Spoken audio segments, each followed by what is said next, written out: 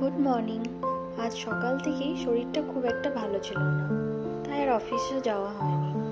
আর ওরও অফিসে কাজে যাওয়ার জন্য একটু সিটি যাওয়ার ছিল, তো বললো চলো তুমিও রেডি হয়ে নাও, তোমারও একটু ঘোরা হয়ে যাবে আর আমার কাজটাও হয়ে যাবে।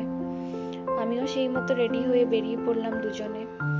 যেতে যেতে পৌঁছে গেলাম শনিবার বাড়াতে। এই যে প্রায় পৌঁছেই গেছি আমরা দুজনে। এখানে পৌঁছানোর পর মনটা যদিও একটু খারাপই লাগছিল, কারণ এর পিছনের ইতিহাসটা আমার জানা ছিল। তবুও চারিদিকটা দুজন মিলে ঘুরে ঘুরে দেখছিলাম। কি অপূর্বই না দেখতে জায়গাটা, মনে এলে অবশ্যই এসো তোমরা।